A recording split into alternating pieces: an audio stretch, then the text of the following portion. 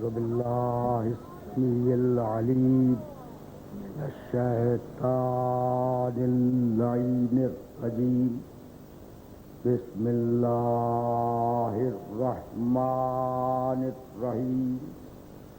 الحمد لله الملك الحق المبين المتصاغر بعظمته جبابرة الطاغين المتخاضع لكبريائه عتاة المتمردين المعترف بربوبيته سائر الخلق أجمعين.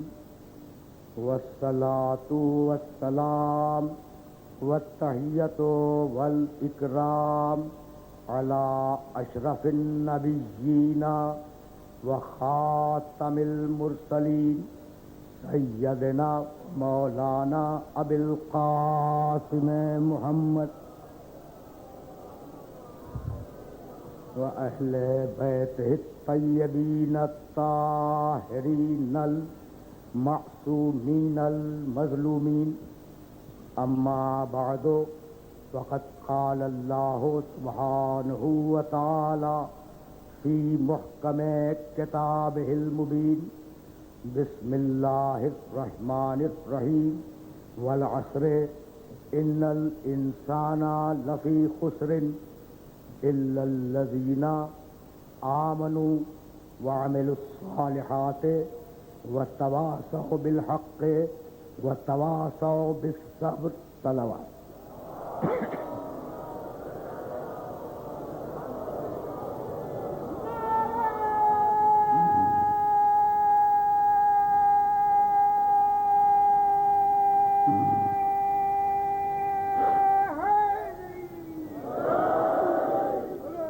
عزیزان محترم، انسان معاصر اور قرآن کے عنوان سے ہم نے جس سلسلہ گفتگو کا آغاز کیا ہے وہ سلسلہ گفتگو اپنے چھٹے مرحلے میں داخل ہو رہا ہے. انسان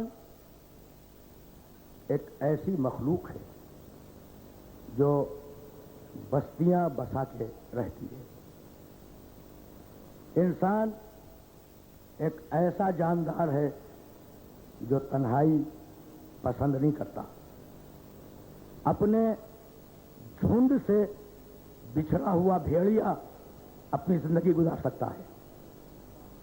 اپنی ڈار سے الگ ہونے والا ہرن اپنی زندگی گزار سکتا ہے، لیکن اپنے معاشرے اور اپنے خاندان سے کٹ کے رہنے والا انسان زندہ نہیں رہ سکتا.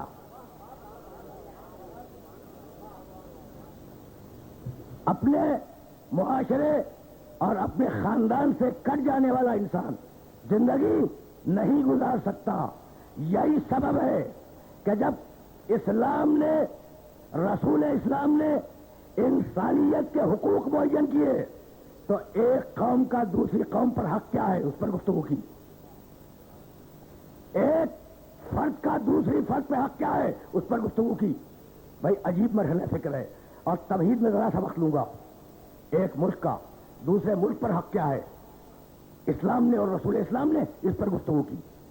خاندان میں ایک رشتہ دار کا دوسرے رشتہ دار پر حق کیا ہے بڑی تفصیل کے ساتھ قرآن نے بھی گفتگو کی، پیغمبر اکرم نے بھی گفتگو کی. تو قرآن و حدیث سے ہمیں جو ملا، میں وہ تکمیل عرض کرنا چاہ رہا ہوں، وہ قوموں کے حقوق، ملکوں کے حقوق، معاشرے کے حقوق، باپ کا حق بیٹے پر، بیٹے کا حق باپ پر، شوہر کا حق زوجہ پر، زوجہ کا حق شوہر پر. یہ حقوق بڑی تفصیل کے ساتھ قرآن نے بھی بیان کیے اور پیغمبر اسلام نے بھی بیان کیے. لیکن ایک ایسی بات ہے جسے کتاب و سنت نے اجمال کے ساتھ بیان کیا. اجمال کے ساتھ بیان کیا. اجمال سے مراد مختصر بیان کیا.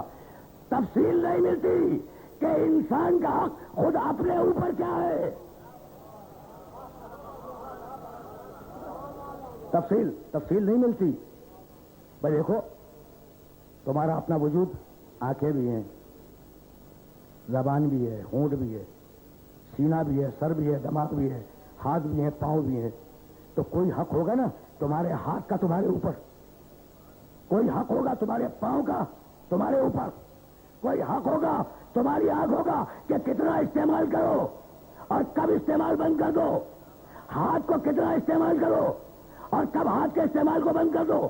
تو ان حقوق پر اجمال دیا، اختصار دیا کتاب و سنت نے، اور تفصیل دی سید سجاد نے. میں آپ کو سچ بتا رہا ہوں کہ دنیا میں حقوق پر پہلی کتاب جو لکھی گئی وہ سید سجاد نے لکھی. اور آج تک وہ کتاب بہت مختصر سی کتاب ہے. آج تک وہ کتاب دنیا میں موجود ہے رسالۃ الحقوق کے نام سے. تمہارا حق اپنے حاکم پر کیا ہے؟ تمہارے حاکم کا حق تمہارے اوپر کیا ہے؟ تمہارا حق اپنے پڑوسی پہ کیا ہے؟ پڑوسی کا حق تمہارے اوپر کیا ہے؟ بڑے تفصیلات دیے ہیں اور بڑے ڈیٹیل دیے ہیں. تمہارا حق اپنے باپ پر کیا ہے؟ تمہارے باپ کا حق تمہارے اوپر کیا ہے؟ یعنی بڑے بڑے تفصیلات ہیں. اور پھر تمہاری آنکھوں کا تمہارے اوپر حق کیا ہے؟ تمہارے ہاتھوں کا تمہارے اوپر حق کیا ہے؟ تمہارے پیروں کا تمہارے اوپر حق کیا ہے؟ پوری تفصیل کے ساتھ بیان کیا. اور وہی ایک باب قائم کیا کہ تمہارے رشتہ داروں کا تمہارے اوپر حق کیا ہے. بھائی سننا، اب تمہید کو زیادہ طویل نہیں کروں گا. حق ہے رشتہ داروں کا، اس لیے کہ انسان سماجی مخلوق ہے. جب سماجی مخلوق ہے تو اس کی ایک ماں ہوگی، ایک باپ ہوگا. جب ماں اور باپ ہوں گے تو پھر خاندان بنے گا، اور جب خاندان ہوگا تو معاشرہ بن جائے گا. جب معاشرہ بنے گا تو شہر بن جائے گا. جب شہر بنے گا تو بستیاں آباد ہوتی چلی جائیں گی. بھائی سن رہے ہو نا؟ بات پہنچ رہی ہے نا؟ اچھا، تو اب خاندان کی ابتدا کیا ہے؟ پورے سننے والوں سے پوچھ رہا ہوں، بڑی کامن سینس کی بات ہے، اور اس بات کو اگر میں نے پہنچا دیا تو میرا سلسلہ فکر آگے بڑھ جائے گا. ابتدا کیا ہے؟ سننا اور اس جملے کو یاد رکھنا. اس دنیا میں پہلے دو انسان آدم اور حوا، ٹھیک؟ اچھا، بات یہ ہے کہ آدم حوا کے احسان مند نہیں ہے اپنے وجود میں، اور حوا پر آدم کا کوئی احسان نہیں ہے وجود میں. دونوں کو اللہ نے اپنی قدرت کاملہ سے پیدا کیا، ٹھیک ہے نا؟ اس کے بعد اب جو انسانیت آئی وہ ماں اور باپ کے ساتھ آئی. مان لیا نا بھائی؟ تو کامن سینس کی باتیں کر رہا ہوں میں. اب جو انسانیت آئی اسے ماں اور باپ وجود میں لائے. آدم اور حوا بغیر ماں کے بغیر باپ کے. اچھا، اب مجھے اتنا بتلا دو کہ ماں اور باپ میں زیادہ اہم کون ہے نا سوال؟ اچھا، اس میں کوئی منطق فلسفہ کوئی آیت روایت استعمال نہیں کروں گا. سوال کر رہا ہوں کہ ماں میں اور باپ میں زیادہ اہم کون ہے؟ تو بتاؤں، دنیا میں ایسے لوگ بھی آئے جو بغیر باپ کے آئے.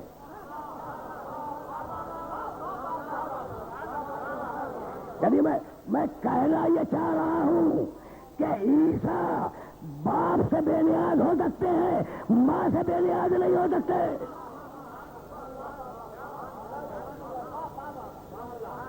ٹھیک ہے نا؟ پہنچ رہی ہے بات؟ تو اب ماں کی اہمیت سمجھ میں آئی. بھائی اگر ماں سمجھ میں آ گئی تو پھر ساری رشتہ داریاں سمجھ میں آنی شروع ہو جائیں گی. ماں کی اہمیت سمجھ میں آئی. سننا اور آرام سے سننا. انسان کا وجود دیکھو، باپ سے جو تعلق ہے انسان کا وہ ایک لمحے کا تعلق تھا، ختم ہو گیا. اور جب بچہ بطن مادر میں آیا تو اب ساری پرورش کی اور تربیت کی ذمہ داریاں پیٹ میں ماں کی ہیں. انسان اپنی ماں کا جزو بدن ہے. بھائی بہت توجہ ہے. یہ پیٹ میں غذا کہاں سے مل رہی ہے؟ ماں غذا فراہم کر رہی ہے. یہ پیٹ میں سانس کہاں سے پہنچ رہی ہے؟ ماں سانس فراہم کر رہی ہے. یہ تمہاری جو تربیت ہو رہی ہے پیٹ میں، اس کا ذمہ دار کون ہے؟ ماں ہے. یہ رزق جو تمہیں پیٹ میں مل رہا ہے اس کا ذمہ دار کون ہے؟ ماں ہے. تو اب انسان جب دنیا میں آیا تو آنے سے پہلے رزق کی ذمہ دار ماں تھی. اب جب آ گیا تو رزق کا ذمہ دار باپ ہے، ماں نہیں ہے.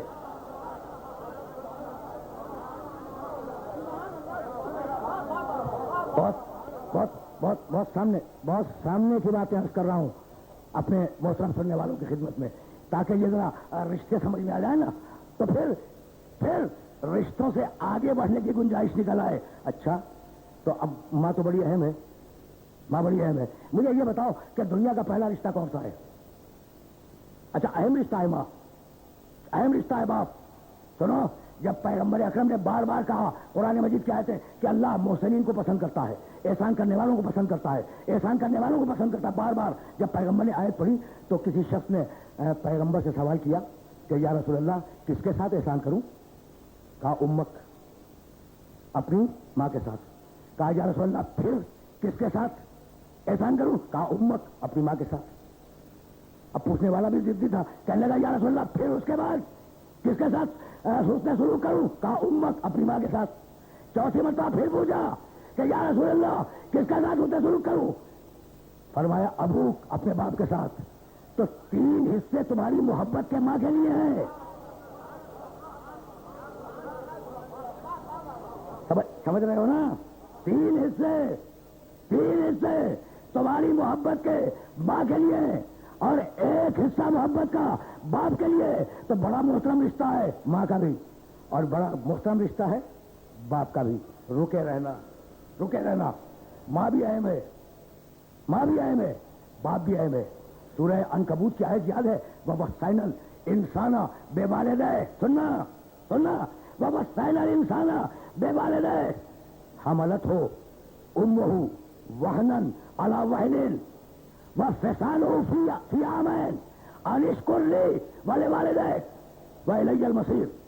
ہم نے، اللہ کہہ رہا ہے ہم نے انسان کو وصیت کی، پوری انسانیت کو سننا، یہ آیت ہدیہ کر رہا ہوں سورہ عنکبوت کی۔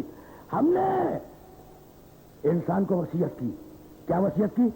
میرا شکر ادا کرو، والدین، اپنے والدین کا شکر ادا کرو۔ دیکھا والدین کی اہمیت کو کہ اللہ نے اپنے شکر کے ساتھ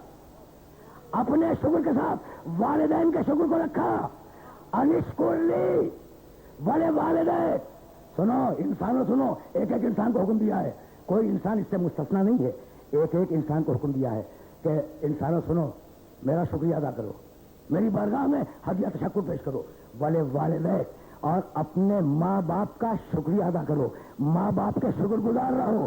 میں حقیقی سبب وجود ہوں، یہ مجازی سبب وجود ہے، میں حقیقی سبب وجود ہوں اور یہ ماں باپ تمہارے مجازی سبب وجود ہیں، شکریہ ادا کرو۔ ٹھیک سن لیا نا؟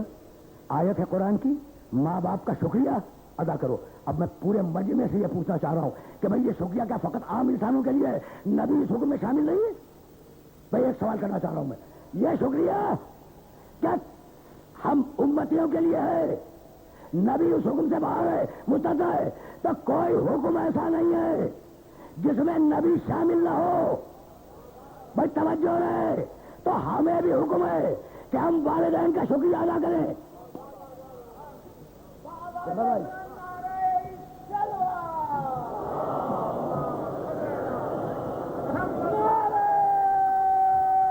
احوال شریف، احوال خوب سجے گا بھی تشریف ہوتی ہے۔ حجت الاسلام والمسلمین آغائے سید ابوالفضل بہاؤالدینی، نمائندہ ولی فقیہ ہیں پاکستان میں۔ حجت الاسلام مولانا شیخ علی مدبر، دین بزرگ ہیں کراچی کے۔ حضرت مولانا فیروز الدین رحمانی عالم اسلام کی معروف شخصیت ہیں۔ اب یہ حضرات تشریف فرما ہیں اور ان کے سامنے میں بول رہا ہوں، تو اب پھر سننا تاکہ اب بات یہیں سے آگے بڑھ جائے۔ نہیں روکوں گا زیادہ، اس لیے کہ جانا خاندان پہ، ماں باپ سے آگے جانا ہے۔ اچھا، انشکر لی والدین، اللہ نے حکم دیا کہ میرا شکریہ ادا کرو اور اپنے والدین کا شکریہ ادا کرو۔ تو کیا یہ حکم صرف امت کے لیے تھا؟ نہیں، نبی اس میں شامل ہے۔ تو اب نبی پر واجب ہے یا نہیں کہ اپنے والدین کا شکریہ ادا کریں؟ نبی پر واجب ہے یا نہیں کہ اپنے والدین کا شکریہ ادا کریں؟ تو اب میرا جملہ سننا، شکریہ ہے نعمت کے عوض، اور یہ طے ہو چکا ہے کہ نبوت کبھی کافر کی شکر گزار نہیں ہوتی، اس لیے آمنہ بھی مومن تھی، عبداللہ بھی مومن تھا۔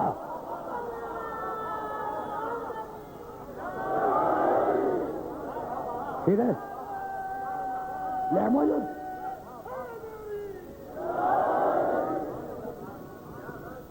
پہنچ رہی ہے نا بات؟ میرے محترم سننے والوں تک بات پہنچ رہی ہے بھائی؟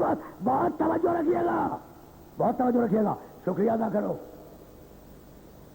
شکریہ ادا کرو میرا بھی، اپنے والدین کا بھی. بھائی ذرا اب ایک مرحلے تک لے جانا چاہ رہا ہوں نا. اس مرحلے تک جانے کے لیے ضروری ہے، عالم اسلام کا خیال ہے کہ نعوذ باللہ رسول کے والد مسلمان نہیں تھے، رسول کی والدہ نعوذ باللہ مسلمان نہیں تھی، تو کیا اللہ حکم دے گا کہ کافر کا شکریہ ادا کرو؟ نبوت کبھی شکر گزار نہیں ہوتی، نبوت کبھی کافر کا احسان نہیں لیتی، نہ شکریہ ادا کرتی ہے. اور اب شکریہ کے دو طریقے، عمل سے شکریہ ادا کرو، زبان سے شکریہ ادا کرو. سننا آیت پیش کر رہا ہوں اور درمیان سے آیت کاٹ کے پیش کر رہا ہوں. وَاخْفِضْ لَهُمَا جَنَاحَ الذُّلِّ مِنَ الرَّحْمَةِ. بھائی بہت توجہ رہے. یہ جو تمہارے والدین ہیں نا، ان کے لیے اپنے شانوں کو چکا دو، ذلت کے ساتھ، رحمت کے ساتھ جھکے رہو اپنے والدین کے سامنے. بھائی بہت توجہ رہے، بہت توجہ رہے. والدین کے لیے شانے کو جھکا دو، ذلت کے ساتھ اور رحمت کے ساتھ. وَقُلْ، یہ درمیان میں قل آ گیا ہے، آدھی آیت ادھر ہے آدھی آیت ادھر ہے. قل رب ارحمہما کما ربیانی صغیرا، اور کہو کہ پروردگار ان دونوں کو ویسی رحمت سے سرفراز کر دے جیسی رحمت سے انہوں نے بچپنے میں مجھے پالا.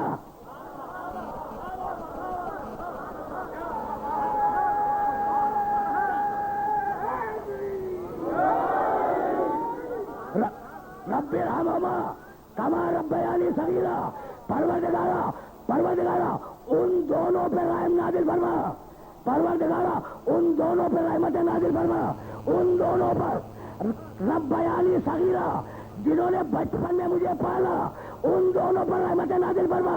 اب تاریخ سے پوچھنا کہ کن دونوں نے بچپن میں محمد کو پالا تھا.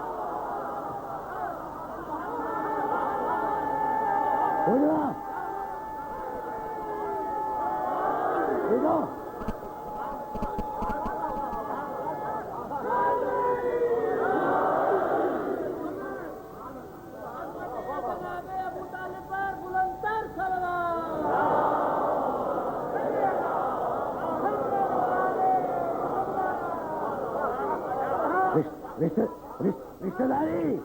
رشتہ داری سمجھ میں آ رہی ہے؟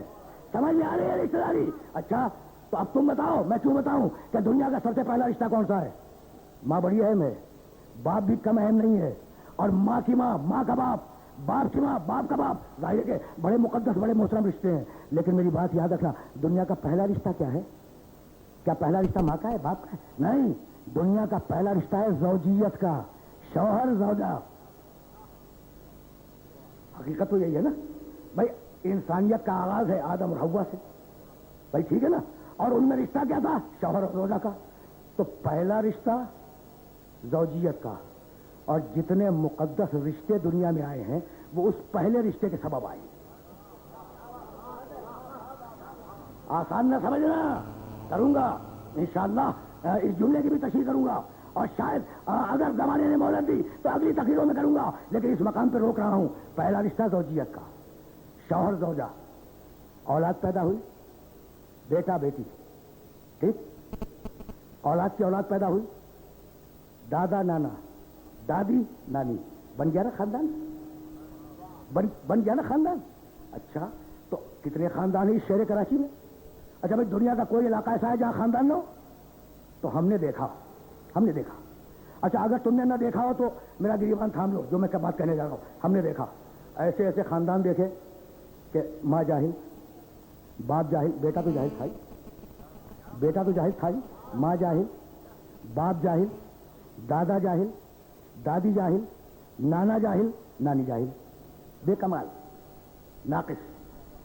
تو ایسے خاندان تو بہت ملیں گے جن میں نانا بھی بے کمال، نانی بھی بے کمال، دادا بھی بے کمال، دادی بھی بے کمال، ماں بھی بے کمال، باپ بھی بے کمال، خود بے کمال. لیکن پوری دنیا میں اگر ایسا خاندان ڈھونڈو گے جس میں ہر ایک صاحب کمال ہو تو سوائے خاندان محمد کا نہیں ملے گا.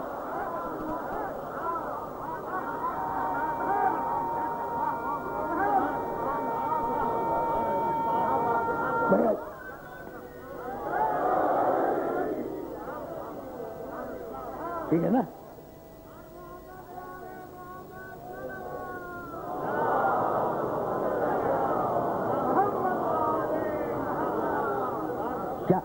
کیا کمال کا خاندان ہے، کیا کمال کا خاندان ہے. اب ایک چھوٹا سا واقعہ آپ نے سننے والوں کو ہدیہ کرتا چلوں. ضرورت ہے کردار آل محمد کو سمجھنے کی، ضرورت ہے. بھائی ایک ہی خاندان ہے جس میں کوئی رشتہ کمال کے بغیر نہیں ہے. ایک خاندان ہے، کل ایک خاندان، کوئی رشتہ کمال کے بغیر نہیں ہے. رسول بیٹھے ہیں، رسول کی گود میں حسین بیٹھے ہیں، رسول کے سامنے علی بیٹھے ہیں. تین ہے بس. رسول کی گود میں حسین اور رسول کے سامنے علی. اچھا کیا عمر معین کرتے ہیں آپ حسین کی؟ تاریخ میں تو عمر نہیں ہے، اس واقعے میں عمر نہیں لکھی. بھائی اتنی عمر ہے کہ گود میں بیٹھا ہوا ہے تو ہوگا نا 5-6 سال کا بچہ. 4 سے لے کے 7 سال تک کی عمر کا بچہ ہوگا جبھی تو گود میں بیٹھے گا. اچھا علی مسکرا کر کبھی حسین کو دیکھتے ہیں کبھی رسول کو دیکھتے ہیں، کبھی حسین کو دیکھتے ہیں کبھی رسول کو دیکھتے ہیں. اب علی سے برداشت نہ ہوا، کہنے لگے یا رسول اللہ ایک بات پوچھوں؟ کہا علی پوچھو. کہا یا رسول اللہ حسین میں اور مجھ میں، ہم دونوں میں آپ کو زیادہ محبوب کون ہے؟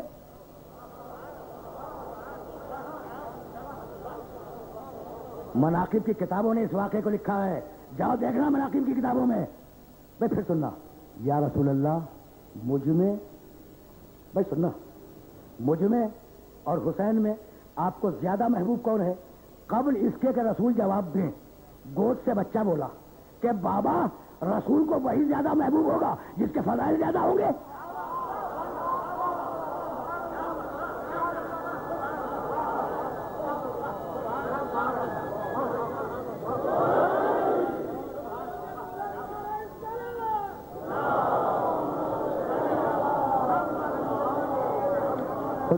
حسین نے کہا بابا رسول کو، میرے رسول کو وہی محبوب ہوگا جس کے فضائل زیادہ ہوں گے. 4 سال کا بچہ ہے لیکن جانتا ہے کہ رسول کا محبوب ہونے کے لیے حسن صورت ضروری نہیں ہے، حسن سیرت ضروری ہے.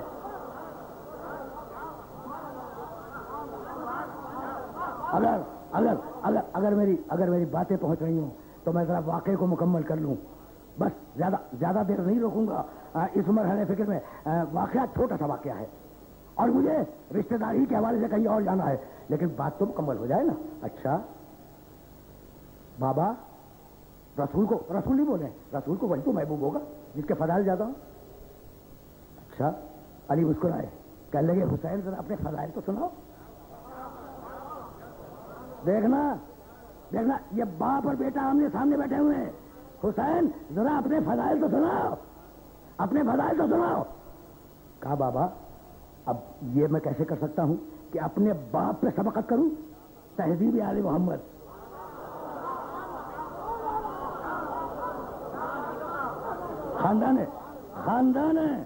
خاندان آل محمد کی تہذیب. بابا یہ تو ممکن ہی نہیں ہے نا کہ میں اپنے باپ پر فضائل بیان کرنے میں سبقت کروں. بابا پہلے آپ فضائل بیان کریں اور اگر گنجائش ہوگی تو پھر بعد میں بھی بیان کر دوں گا. اب علی نے اپنے فضائل بیان کرنے شروع کیے. دیکھو یہ واقعہ جو ہم تک آیا ہے تو راوی ریکارڈ کر رہے تھے اس واقعے کو، موجود تھے، دیکھنے والے اس واقعے کے موجود تھے. اور نام مولانا فیروز الدین رحمانی سے پوچھنا، لیکن بڑے جلیل القدر لوگ ہیں، بڑے ثقہ لوگ ہیں، اکابر امت میں شامل ہیں جنہوں نے اس واقعے کو نقل کیا ہے.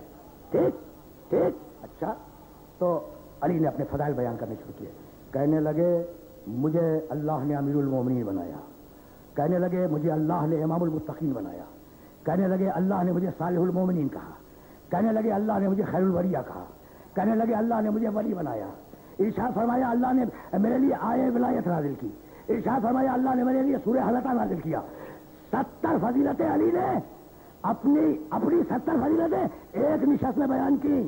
اور مسکرا کے بیٹے کو دیکھ رہے ہیں، مسکرا کے 70 فضیلتیں بیان کی. مجھے صالح المومنین کہا، مجھے خیر البریہ کہا، مجھے ولی کہا، مجھے امام المتقین کہا، مجھے امیر المومنین کہا، میرے لیے ولایت کی آیت نازل کی، میرے لیے تطہیر کی آیت نازل کی، میرے لیے سورہ حلقہ نازل کیا. علی بیان کرتے جاتے ہیں اور حسین سن رہے ہیں. جب علی 70 فضیلتیں اپنی بیان کر چکے تو ایک مرتبہ علی رکے، کہنے لگے بیٹے اگر تمہارے کچھ فضائل ہوں تو تم بھی بیان کرو.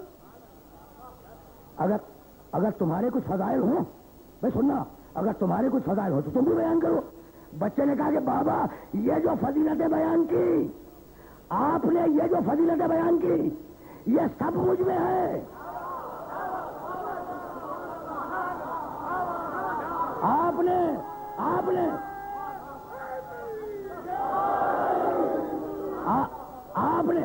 بابا حسین کہہ رہے ہیں علی سے، بابا آپ نے جو فضیلتیں بیان کی یہ سب مجھ میں ہے.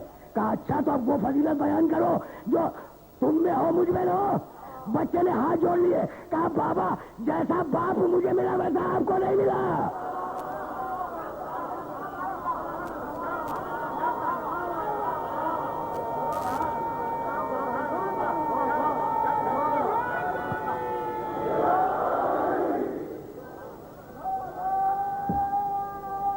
عجیب بابا، بس دیکھو خدا کی قسم تہذیب آل محمد دیکھو. بابا جیسا باپ مجھے ملا ویسا آپ کو نہیں ملا، جیسی ماں مجھے ملی ویسی ماں آپ کو نہیں ملی، جیسا نانا مجھے ملا ویسا نانا آپ کو نہیں ملا، جیسا بھائی مجھے ملا ویسا بھائی آپ کو نہیں ملا. تو بیان کر رہے ہیں اپنی فضیلت، ناز کر رہے ہیں رشتہ داروں پر.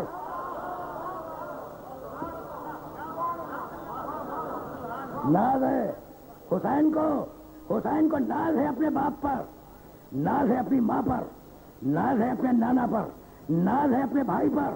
بھائی سن لیا، حسین کو ناز ہے حسن پر، حسین کو ناز ہے علی پر، حسین کو ناز ہے فاطمہ پر، حسین کو ناز ہے رسول اللہ پر. ایسے ہو تو طہارت ان پہ ناز کرے.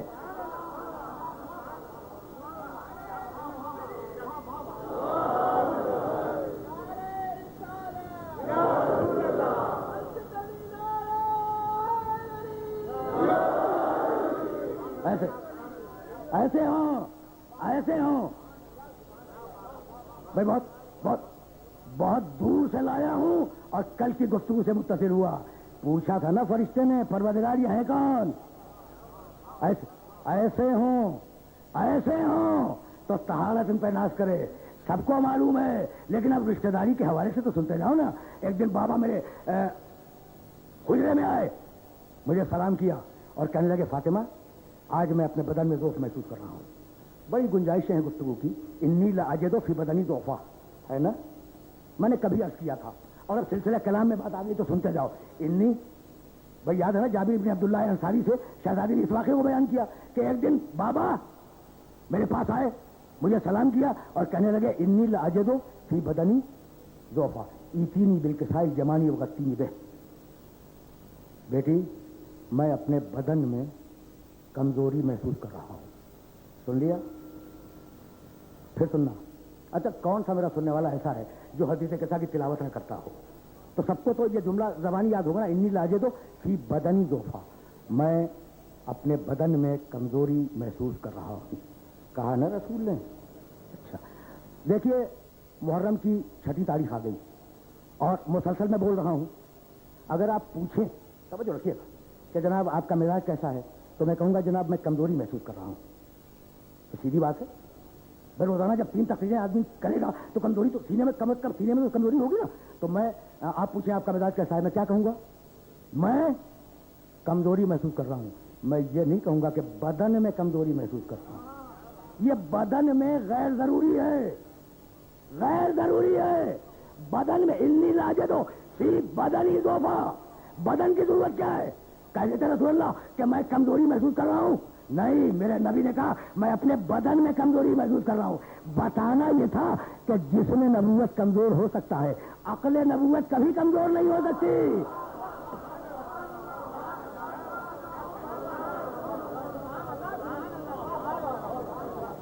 ٹھیک، چادر لاؤ، مجھے وہ چادر اڑا دو. چادر لائیں شہزادی، واقعہ تم نے ہزاروں مرتبہ سنا ہے، میں تو صرف رشتہ داریوں کی طرف جا رہا ہوں. چادر لائیں، بابا کو اڑا دی. بس صرف تو اندرو الیہ ویزن بچو جتل اللہ نورن کانہ البدر فی لیلۃ تمام ہی کمالے. اور فرماتی ہے کہ میں اپنے بابا کے چہرے کو غور سے دیکھنے لگی. میرے بابا کا چہرہ 14ویں رات کے چاند کی طرح چمک رہا تھا. اتنے میں میرا بیٹا حسن آیا.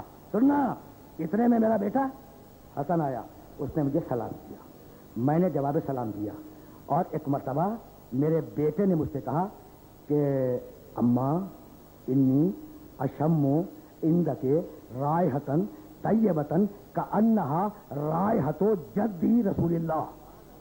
اماں آپ کے حجرے میں وہ خوشبو ہے جو میرے نانا رسول اللہ کی خوشبو ہے.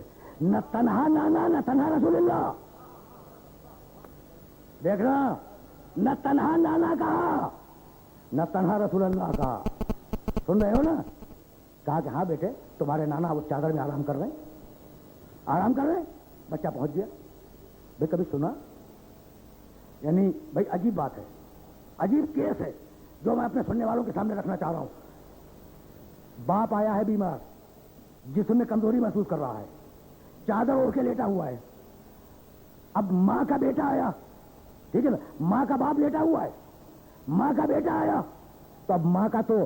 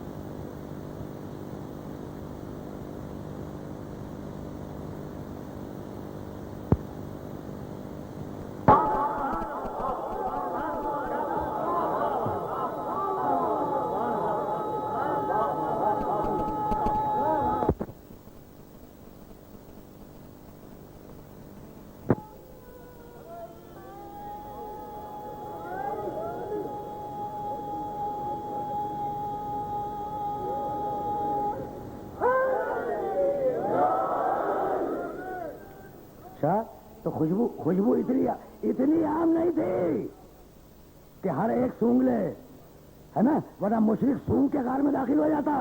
اچھا تو یہ مسئلہ کیا پیدا ہو گیا کہ ایک خوشبو سونگ رہا ہے, دوسرے کو خوشبو محسوس نہیں ہوتی. کوئی نہ کوئی پرابلم تو ہے نا. تو اب میں قرآن کی طرف گیا, پورا واقعہ نہیں بیان کروں گا, اب وقت میں اتنی گنجائش نہیں ہے. میں چلو قرآن کے واقعے کی طرف. یوسف علیہ السلام مصر میں, ان کے والد یعقوب علیہ السلام کنعان میں, 750 کلومیٹر کا درمیان میں فاصلہ ہے.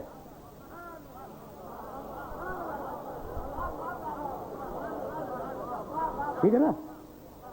یوسف مصر میں، یعقوب کنعان میں، یوسف نے اپنی قمیص بھیجی، قاصد قمیص لے کے چلا، سننا کہاں سے لے کے چلا؟ مصر سے۔ جانا کہاں ہے؟ کنعان۔ درمیان میں فاصلہ کتنا ہے؟ 750 کلومیٹر کم و بیش، ٹھیک؟ قاصد نے قمیص لے لی یوسف کی، اور ادھر کنعان میں 700 میل دور کنعان میں یعقوب نے ایک جملہ کہا، اور وہ جملہ قیامت تک کے لیے قرآن میں محفوظ ہو گیا، انی لاجد ریح یوسف، مجھے یوسف کے بدن کی خوشبو آ رہی ہے، مجھے یوسف کے بدن کی خوشبو آ رہی ہے۔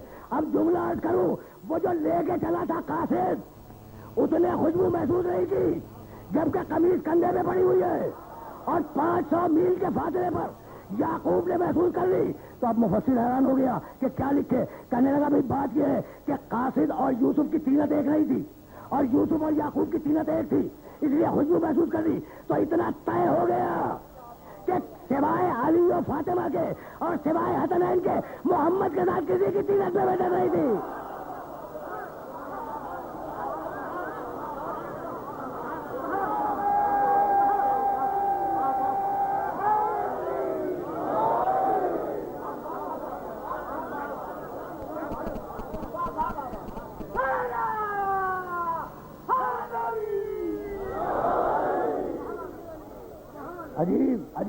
عجیب مراحل ہیں، عجیب مراحل ہیں۔ مجھے تو آگے جانا ہے بھائی، جب رشتہ داریاں تو سمجھتے جاؤ نا، رشتہ داریاں سمجھتے جاؤ۔ میرا نانا رسول اللہ، میرا باپ رسول اللہ، میرا بھائی رسول اللہ جمع ہو گئے۔ سننا، اب یہاں روک رہا ہوں اپنے سارے سننے والوں کو۔ میرا رسول 2 کا نانا ہے، 1 کا بھائی ہے، 1 کا باپ ہے، رشتے ہیں نا، رشتے ہیں۔ اب روکے رہنا، اس مقام پر کچھ کہنا چاہوں گا، روکے رہنا۔ یہ علی سے کس کا رشتہ ہے؟ نبی کا، ٹھیک؟ فاطمہ سے کس کا رشتہ ہے؟ نبی کا۔ حسنین سے کس کا رشتہ ہے؟ نبی کا۔ نہیں، میں لفظوں کو الٹ دوں، علی نبی کے رشتہ دار، فاطمہ نبی کے رشتہ دار، حسن نبی کے رشتہ دار، حسین نبی کے رشتہ دار، ٹھیک ہے نا؟ اب میں کیا کروں؟ سننا بھائی، نبی کے رشتہ دار ہے نا، انکار ہے کسی کو؟ اب میں کیا کروں کہ جب اس نے پوچھا، کل سے اب متصل ہوا میں کل کی تقریر سے، کہ یا رب ومن تحت الکساء، پروردگار یہ چادر میں ہے کون؟ ادھر سے بولا، اللہ بولا، ہم اہل بیت النبوہ، یہ نبی کے رشتہ دار نہیں ہے، نبوت کے رشتہ دار ہیں۔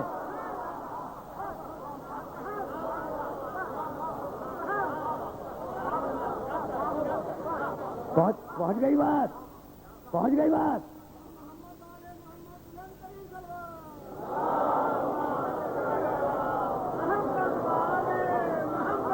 رخ ہے، گفتگو کا رخ ہے بھائی، سننا۔ کہاں کی بات لے کے بیٹھ گئے؟ نبی کے رشتہ دار، نبی کے رشتہ دار تو اور بہت ہیں نبی کے۔ اچھا دیکھو نا کیا کہا، ہم اہل بیت النبوہ، یہ نبوت کے اہل بیت ہیں، نبوت کے اہل بیت، نبی کے اہل بیت نہیں بھائی، بہت توجہ رہے۔ اچھا تو بھائی بہت توجہ رکھنا، رسول ہے نبی، نبوت ہے عہدہ، ٹھیک؟ پھر سنو، نبی ہے عہدے دار، نبوت ہے عہدہ۔ میرا نبی عہدے دار ہے، ٹھیک؟ اس کا عہدہ کیا ہے؟ نبوت۔ طے ہو گئی بات؟ اچھا، ایک رشتہ ہوتا ہے عہدے دار کے ساتھ، ایک رشتہ ہوتا ہے عہدے کے ساتھ۔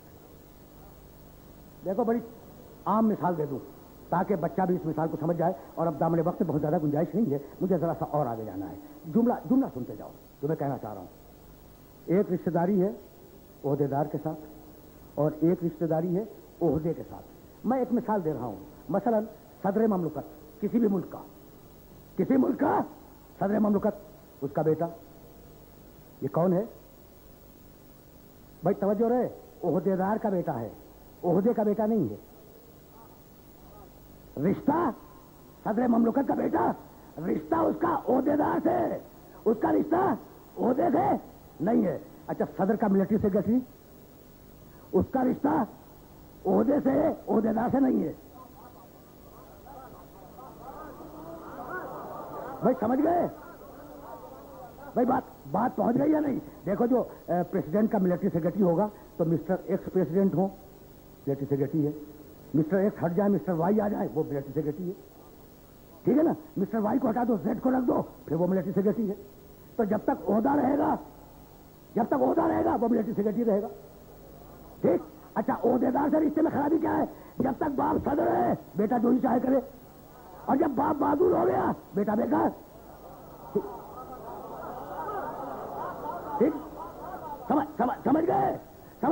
تو ایک رشتہ ہے عہدیدار سے.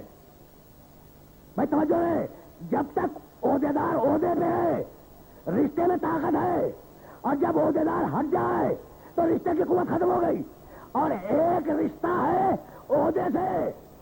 آل محمد کے لیے یہ نہیں کہا کہ یہ نبی کے اہل بیت ہے، نہیں، یہ نبوت کے اہل بیت ہے. اب جب تک نبوت باقی ہے قیامت تک اہل بیت باقی ہے.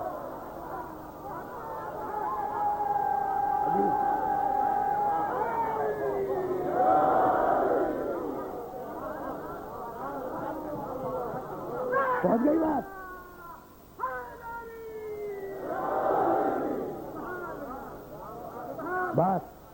بات میرے محترم سننے والوں تک پہنچ گئی نا؟ تو اب سلسلہ فکر کو اس مقام سے آگے نہیں لے جاؤں گا، نہیں لے جانا ہے. پیغمبر تھے چادر میں، حسن داخل ہوئے، حسین داخل ہوئے، علی داخل ہوئے، ٹھیک، سیدہ داخل ہوئی. اچھا جبریل چلا، تمہارے علم میں بیان نہیں کروں گا. جبریل چلا اور کیا کہہ کے چلا؟ جب اللہ نے کہا کہ بھئی یہ فلاں لوگ ہیں تو کیا کہنے کا؟ پروردگار اجازت ہے. دیکھنا ذرا، میں قرآن مجید کی آیت کا عجیب و غریب موڈ ارد کرنا چاہ رہا ہوں. ہم اہل بیت النبوہ و مادر رسالہ ہم فاطمۃ و ابوہا و بالہا و بنوہا. پروردگار کیا اجازت ہے کہ میں چلا جاؤں آل محمد کے پاس اور چلا یہ اعلان پہنچا دوں؟ یعنی عجیب بات ہے.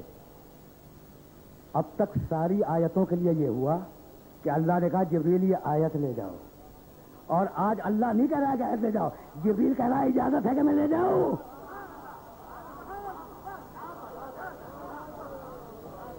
جبریل کہہ رہا ہے اجازت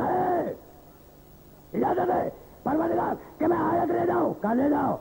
ادھر مل گیا اللہ سے، آیا، اور آنے کے بعد کیا کہہ رہا تھا؟ یا رسول اللہ اجازت ہے کہ میں آپ کا چھٹا بن کر اس چادر میں آ جاؤں. یہی ہے نا سادسن؟ ٹھیک ہے نا؟ میرے پاس اتنا وقت نہیں ہے ورنہ میں پوری حدیث کے ساتھ آپ کو سناتا. یا رسول اللہ اجازت ہے کہ میں آپ لوگوں کا چھٹا بن کے آ جاؤں. اچھا تو اب اس چادر میں گنجائش نہیں. علی لوگ یہی کہتے ہیں کہ بھائی قصہ یمانی کتنی بڑی ہوگی. رسول تھے، رسول کی بیٹی تھی، رسول کا داماد تھا، رسول کے 2 نواسے تھے. اب اگر کوئی اور دیکھ بھی رہا تھا واقعے کو تو کیسے اندر آ جاتا؟ جگہ ہی نہیں تھی. بھائی اگر جگہ نہ ہوتی تو جبریل کیسے اندر آ جاتا؟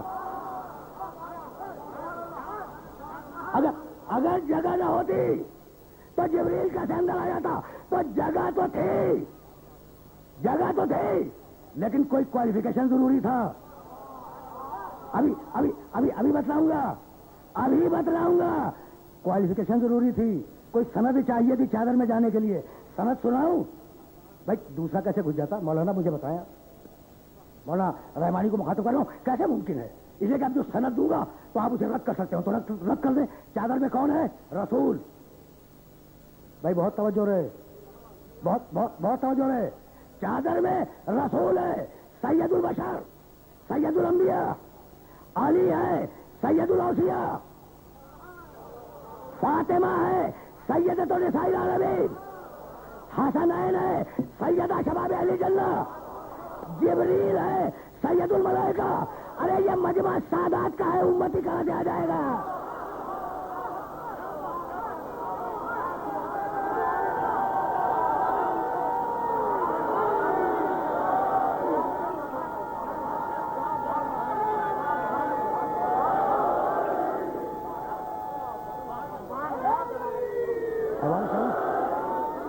واقع کھڑے ہوتے تھے. بس میرے عزیزوں، میرے دوستوں، تقریر تمام ہوئی. یہ مقام طہارت کے لوگ ہیں, یہ مقام استفا کے لوگ ہیں. قرآن نے آواز دی ان اللہ اصطفى آدم ونوحا وآل ابراہیم وآل عمران علی العالمین. ہم نے مصطفیٰ بنایا آدم کو, نوح کو, ابراہیم کے اولاد کو, آل عمران کو, پورے عالمین میں سے. ایک جملے سے جا رہا ہوں صاحب کی طرف. یہ صاحبان طہارت ہیں, یہ صاحبان اجتباء ہیں, یہ صاحبان استفا ہیں. ان اللہ اصطفى آدم ونوحا وآل ابراہیم وآل عمران علی العالمین. اللہ نے مصطفیٰ کیا آدم کو, مصطفیٰ کیا نوح کو, مصطفیٰ بنایا آل ابراہیم کو, اللہ نے مصطفیٰ کیا آل عمران کو. کبھی پھر صحیح کہ یہ آل ابراہیم کون ہے, آل عمران کون ہے, پھر صحیح. آج تو بات کو میں مکمل کرنے جا رہا ہوں. عالمین پر انہیں فضیلت دی, انہیں مصطفیٰ بنایا. عجیب بات یہ ہے کہ کربلا کے پورے واقعے میں 28 رجب سے عاشور کی شام تک کوئی ایسا مرحلہ نہیں ہے جہاں میرے مولا حسین نے آیت کی تلاوت نہ کی ہو. کمال کی بات ہے یا نہیں؟ جب مدینے سے نکل رہے تھے فخرج موسیٰ خائفا یترقب والی آیت پڑھی کہ موسیٰ اپنے شہر سے رات کی تاریکی میں نکل گئے. آیت پڑھی. جب مکے میں داخل ہوئے حسین نے آیت پڑھی قل رب ادخلنی مدخل صدق واخرجنی مخرج صدق واجعل لی من لدنک سلطانا نصیرا. اب امام ہے نا, جہاں چاہے جس آیت کو استعمال کرے. جب کربلا پہنچ گئے تو وہ آیت پڑھی وَلَنَبْلُوَنَّكُمْ بِشَيْءٍ مِنَ الْخَوْفِ وَالْجُوعِ وَنَقْصٍ مِنَ الْأَمْوَالِ وَالْأَنفُسِ وَالثَّمَرَاتِ وَبَشِّرِ الصَّابِرِينَ الَّذِينَ إِذَا أَصَابَتْهُمْ مُصِيبَةٌ قَالُوا إِنَّا لِلَّهِ وَإِنَّا إِلَيْهِ رَاجِعُونَ. سن رہے ہو نا؟ ہر لمحے پر حسین نے ایک نہ ایک آیت پڑھی ہے. جب عباس کو اجازت دی ہے جنگ کی تو سورہ احزاب کی آیت پڑھی من المؤمنین رجال صدقوا ما عهد الله علیہ فمنهم من قضى نحبه ومنهم من ينتظر وما بدلوا تبدیلا. یہ عباس کے لیے پڑھی. اور جب اکبر میدان میں جانے لگے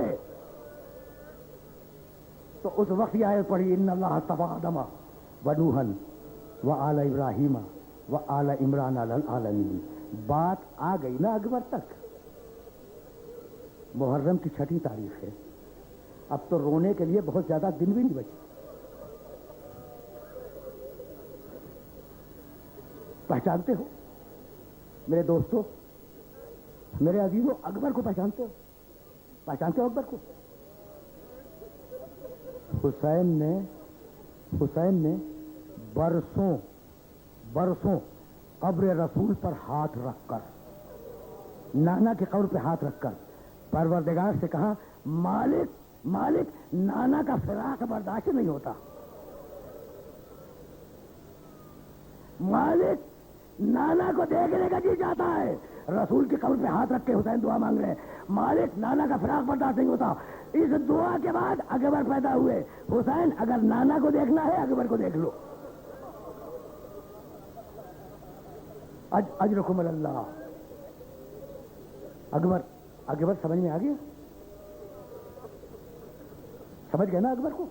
بس اب اس سے زیادہ اپنے سننے والوں کو زحمت نہیں دوں گا. دعائے حسین کا نتیجہ اکبر.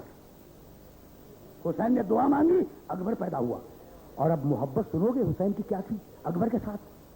حضرت ام لیلہ جناب اکبر کی والدہ بیان کرتی ہیں کہ میں اپنے حجرے میں ہوتی تھی, بچہ جھولے میں ہوتا تھا, میری آنکھ کھلتی تھی تو میں کوئی سایہ دیکھتی تھی بچے کے اوپر جھکا ہوا, تو میں گھبرا کے پوچھتی تھی من انت, ارے یہ کون آ گیا, میرے اکبر کے پاس کون آ گیا. ادھر سے آواز آتی تھی ام لیلہ آہستہ بولو میں حسین ہوں.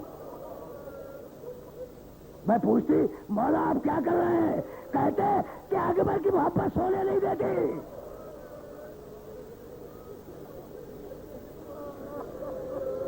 اجرکم اللہ.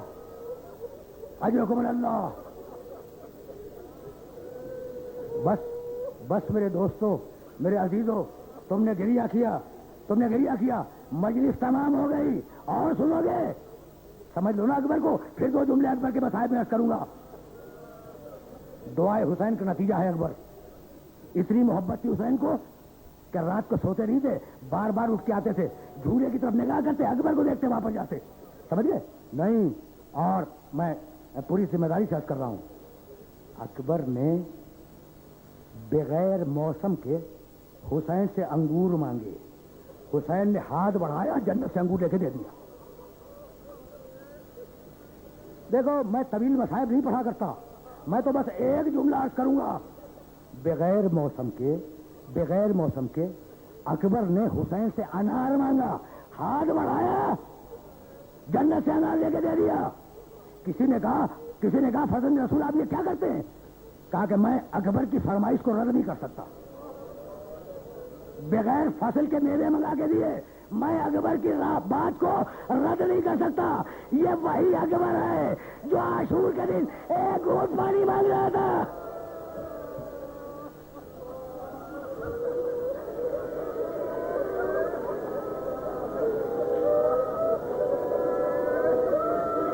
اجرکم اللہ، اجرکم اللہ۔ بس میرے عزیزوں، میرے دوستوں، تقریر تمام ہوئی۔ شب عاشور ام لیلہ نے فضہ سے کہا جاؤ ذرا اکبر کو بلا کے لاؤ۔ شب عاشور اکبر کی ماں نے کہا فضہ سے جاؤ اکبر کو بلا کے لاؤ۔ اکبر آئے تو بڑے ناز سے کہا، بڑے گھمنڈ سے کہا ام لیلہ نے کہ اکبر اگر ذرا سی تمہیں فرصت مل جائے باپ سے تو ماں کے پاس بھی آگے بیٹھ جاؤ۔ کہا اماں ابھی بابا سے اجازت لے کے آتا ہوں۔ گئے، باپ سے اجازت لی، آئے، بیٹھ گئے۔ کہا اماں کیا حکم ہے؟ کچھ بولی نہیں، کہا بیٹے بیٹھ جا۔ صندوق کھولا، نیا لباس نکالا، اپنے ہاتھوں سے وہ جوڑا، اکبر کو پہنایا، پھر کنگھی نکالی، اکبر کے بالوں کو شانہ کیا اور شمع قریب رکھ کے اکبر کو دیکھنے لگی۔ کہا اماں کوئی حکم ہے؟ کہا کہ ہاں بیٹے سن، ام لیلہ کی وصیت سننا۔ بیٹے تو جانتا ہے نا کہ میرا تعلق بنی ہاشم سے نہیں، میرا تعلق تیرے خاندان سے نہیں ہے، میں تو دوسری جگہ سے بیاہ کے آئی ہوں۔ تو بیٹے کل گھمسان کا رن ہوگا، بیٹے ایسی داد شجاعت دینا کہ مجھے زینب کے سامنے شرمندگی نہ ہو۔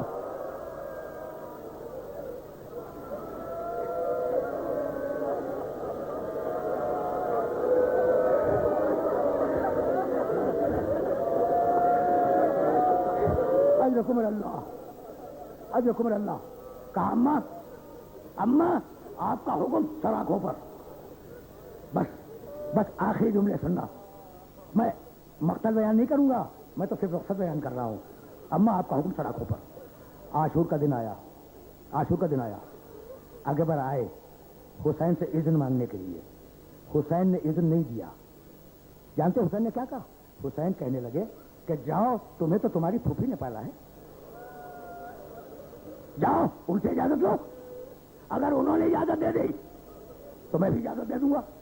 دیکھا کہ کیا کمال کا جملہ ہے، حسین ابن علی کا۔ بھائی اکبر کو کس نے پالا؟ زینب نے۔ اور محمد کو کس نے پالا؟ زینب نے۔ عباس کو کس نے پالا؟ کہو، زینب نے۔ اصغر کو کس نے پالا؟ زینب نے۔ پوری کربلا پال کے دی ہے زینب نے۔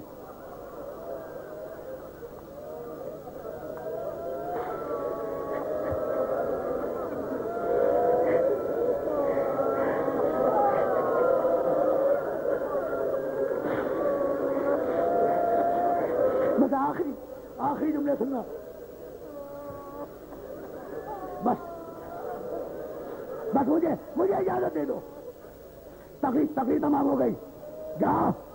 حسین نے کہا جاؤ اکبر جاؤ، اگر تمہاری پھوپھی نے تمہیں اجازت دے دی تو میں بھی تمہیں اجازت دے دوں گا۔ آئے پھوپھی اماں مجھے جنگ کی اجازت ہے؟ کہا نہیں۔